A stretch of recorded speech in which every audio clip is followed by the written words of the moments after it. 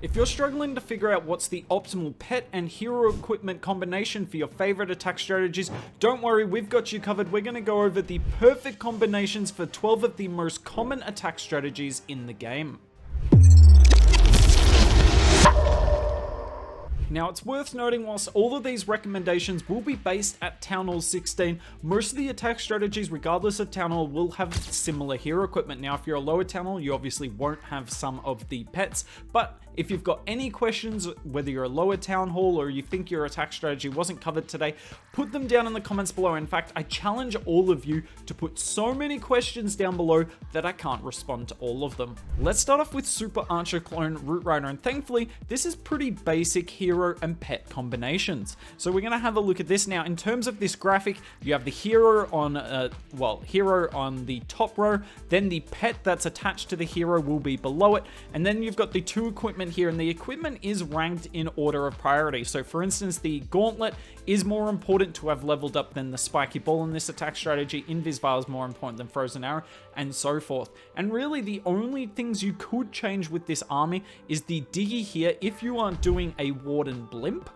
which I don't recommend you do, but if you are, then you can bring the owl instead of the diggy. Is generally better because it can deal with, say, headhunters that come out of the CC during the blimp. And the other thing you can change up is the rage gem. You can bring the healing tome if you want, but the rage gem is really strong, particularly if you pair it with druids, because then your root riders are never going to go down, or if you're at lower town halls, your titans equally will never go down. We've got lots of strategies to get through, so we are going to get through them pretty quickly. Now we move on to Root Rider Spam. This attack strategy is still really strong whether you're at Town Hall 15 or Town Hall 16. Now with the King, if you don't have the Spiky Ball leveled up, you can definitely use the Rage Vial instead, but the Spiky Ball is just guaranteed damage. Basically, once you get it past level 18, it is insanely strong. At the higher town halls, at the lower town halls, it's obviously already OP. Now, one thing you can change up here is the Healer Puppet. The Healer Puppet is best when you use the King and Queen together to set a funnel. That is the strongest version of Root Riders at the moment, but if you send your Queen inside the base with the Root Riders, then change the Healer Puppet here and use a frozen arrow instead. Equally, if you do use your Queen inside the base, then you can remove this lizard here and bring the diggy instead. The lizard's really good against defensive CCs when your Queen's not with your main push, but when the Queen's with the main push, you don't need the lizard. The diggy is so good at stunning defenses. The last thing that you can change if you want is the healing tome here. The healing tome's obviously fantastic and definitely best for this attack strategy, but if you're bringing 3 druids or more with your army, you might want to look at bringing the rage gem instead of the healing tome, because you're going to get more healing out of the raged up druids than you would out of bringing the healing tome. Next up, we have Super Bowler Smash, and this attack strategy is criminally underutilized, but it's still really strong in this meta. Now, one thing that might surprise you all is the rage gem here. So you can definitely, if you want, bring the life gem instead. The life gem recently got a buff, and it's really good for super bowlers. But what I really like about the rage gem is how it pairs with druids. A lot more people are bringing a couple of druids with the Super Bowler Smash army and giving up a couple of healers. So you might bring, say, 3 healers for your Warden Walk, and then 2 druids as part of your main push. And the rage gem with the druids is so good. You're gonna keep those super bowlers so alive because the druids are going to sit back and keep them healthy. So even if you don't have the extra health that the life gem provides, you're still going to have the apprentice warden, and the rage gem is just super nice for this. It also makes your Warden Walk go quicker. With this attack strategy, you could look at dropping the spiky ball here and bringing the earthquake boots to open up the base, but the super bowlers are a ranged target. You've got plenty of wall breakers and the jump spell with this attack strategy, so in my opinion the spiky ball is better. And then for the warden, with the Warden Walk, I like bringing the Frosty. Slows down defenses so you don't need as many rages. Also really good at finding Teslas if you've got the Frostmites, but I know some people like bringing the Lizard and some people like bringing the Diggy even. But for me, the Frosty is best. Now we'll move on to Zap or Sui Lalo, and we finally see the Life Gem. The Life Gem got buffed, giving your troops far more hit points, and it works really good for attacks like Hybrid or Lalo or Hogs, and we're going to see it in action here. So loving the Life Gem with that. Now, some people bring the Magic Mirror instead of the Invis Vial.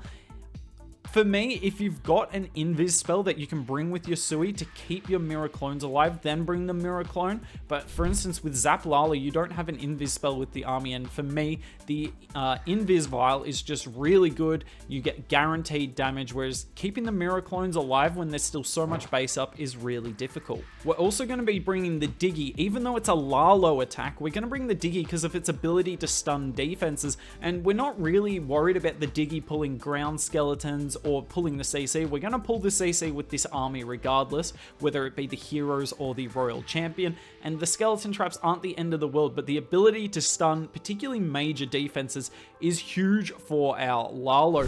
And on top of that, we've finally got new equipment for the royal champion, the Rocket Spear and the Seeking Shield. Now, originally with this army, you were bringing the Hog Buffet and the Haste Vial, but the Hogs do get shredded a lot quicker than they did before, so it's hard to keep your RC alive for longer. So we're going to use the RC with the Rocket Spear and the Seeking Shield kind of on the outside of the base, generally not with the Warden, to help with the Sui value and just let the Lalo do its thing in the core of the base. Next up, we have Electro Dragons. This attack strategy is so strong at every town hall level. And the thing with this strategy that always seems to stump people is the Phoenix here. Why do you bring the Phoenix with the Warden instead of the Owls? Because we don't want the Owl doing damage to buildings that our E-Drags are targeting, because we want the E-Dragons to get maximum chain value. And if the Owl and Warden are doing damage to buildings that our E-Dragons are targeting, they're not going to get as much chaining through the base. It's the exact reason you bring the Heal Tome instead of the Rage Gem. The Rage Gem is the worst equipment you can bring with the E-Dragons because you're minimalizing their chain value.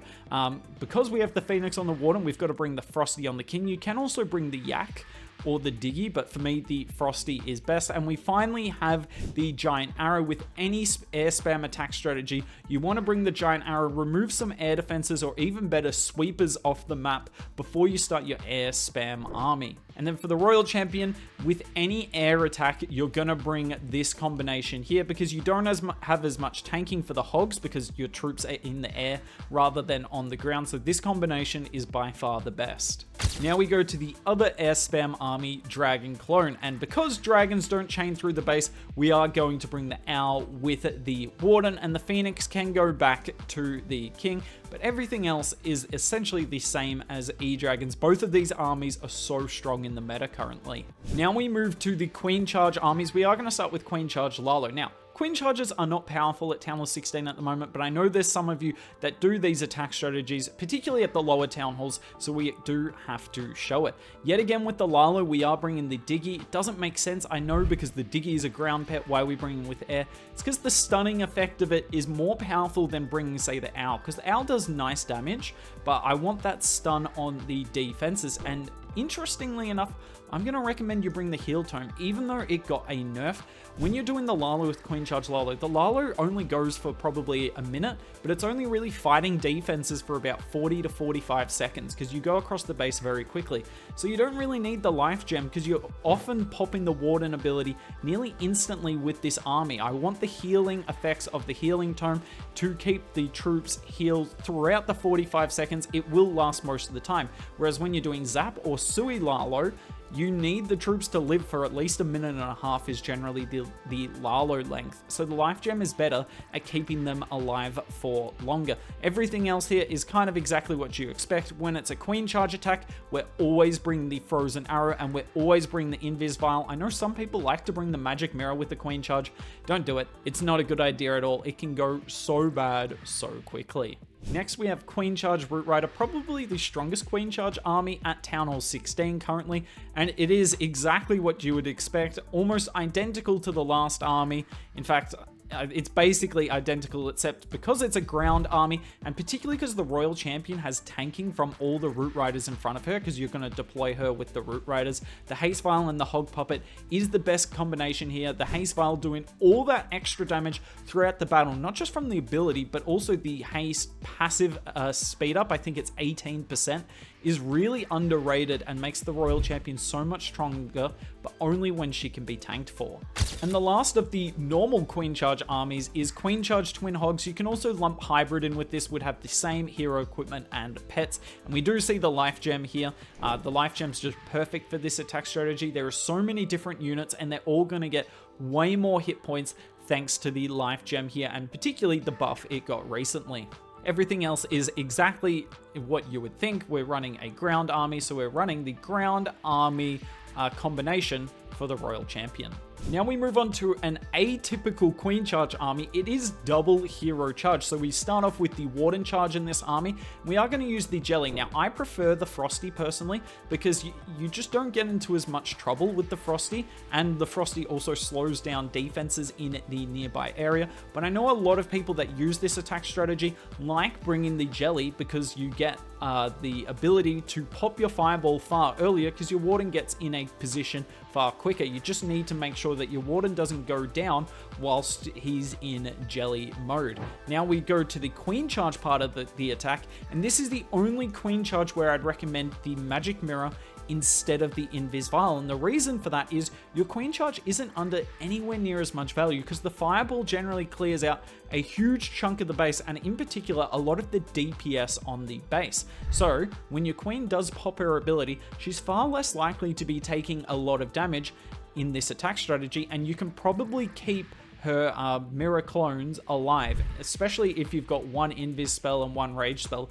They'll be more than enough, and if you can keep the clones alive, the mirror clone is always better than the Invis Vial. But the one thing in this attack strategy that might confuse you all is no Fox. We are not bringing the Fox, and the reason for that is with these Warden Charge armies, generally what you use the Royal Champion for with these with the rocket spear you see here is to clear out any defenses on this in the center of the base that the Warden Charge or the Queen Charge might have missed, because you'll be able to clean up the base, this attack strategy and the next one we're going to show, clean up the base with 9+ rocket balloons. So they're really good at getting the outside defenses, but you do generally leave a few interior defenses. And the Fox is not very good in the center of the base when you pop the rocket spear, because the Fox just goes way off ahead and dies instantly. It will also pull more traps because it's visible. It can technically pull traps on its whole journey. Whereas the Diggy, all it's going to do is go forward, stun defense, but your rocket spear will take the defense down so quickly that the Diggy will live and then go stun more defenses. And there are some defenses that can outrange your rocket spear. So the Diggy here is actually much better. We're going to do a video on this in a few days showing that the Diggy can be better than the Fox. Now we move on to Warden Charge rocket balloons, and it's the exact same essentially. I run the Frosty with this. I think it's much better than the Jelly, but the Jelly is a solid alternative here. The only difference is the healer puppet here, because we're not doing a Queen Charge, so we want the healer puppet. The King and Queen kind of take down two compartments on the outside of the base together. So you want the healer puppet instead of the frozen arrow, because you want the ability for your Queen to live for a long time, rather than focusing on Queen charging deep into the base and getting in a lot of trouble when you need the frozen arrow. And yet again, Diggy on the Royal Champion, particularly because in this attack strategy where you don't have a secondary Queen Charge, the Diggy, the Royal Champion has to take out more of the center of the base. So as I just explained, Diggy is better than the Fox for that. And the last army of this video is the Supercell Fireball, the strongest attack strategy in the game. We've done lots of videos on this attack strategy, and it is the one strategy where the Earthquake Boots is recommended instead of the Gauntlet and Spiky Ball. I mean, just the ability to open up the entire base, have the Spiky Ball finish off a lot of the defenses, makes it so easy for the Super Witches to do essentially cleanup duty. Strongest army in the game. I mean, everything here is pretty self-explanatory. You are running the Unicorn on the Warden, so that you can do a nice Warden walk at the start.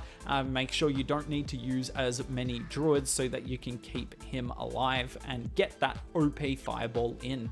And that's it for all the attack strategies, but let's have a look at which hero equipment is technically the most valuable. Now, the most valuable will depend on your attack strategy. For instance, here you see that the Eternal Tome is technically the most used Warden equipment, but if you're doing Fireball attack strategies, obviously don't use the Eternal Tome at all. I just wanted to show you this graphic because you guys found it really interesting last time. So worth noting, I mean, you just don't need these equipments. Now, the Rage Vial is good, so if you don't have the Spiky Ball upgraded, the Rage Vial is very nice. And at lower town halls, the Vamp Stash here is good when your king's on the outside of the base, but unfortunately at Town Hall 16, there's too much damage on the base, and the Vamp Stash just doesn't really hold up.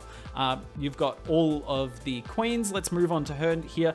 Very balanced across the board. The Magic Mirror is a little underutilized, but it is still really strong. So it's worth upgrading, especially if you're going to use it in your attack strategies. The Giant Arrow, whilst it only has 2, when it's used in those use cases, it's insanely strong. The Warden's pretty even when you take out the Eternal Tome, all of this here. Unfortunately, the Life Gem, even though it got a buff, it's just never going to be that used because the attack strategies it's used in, for instance, Lalo, Hybrid, Twin Hogs, all kind of died out at Town Hall 15 to 16 because there's so much damage on the base, whereas armies like Titans and Root Riders and Super Witches all have so many hit points that the Life Gem doesn't really do any extra help than an Apprentice Warden would. The Royal Champion's really interesting here. It's essentially 6 attacks where you use this combination and 6 attacks where you use this combination. Now, the Royal Gem is good. The Royal Gem's probably the 3rd best hero equipment in all of these attack strategies,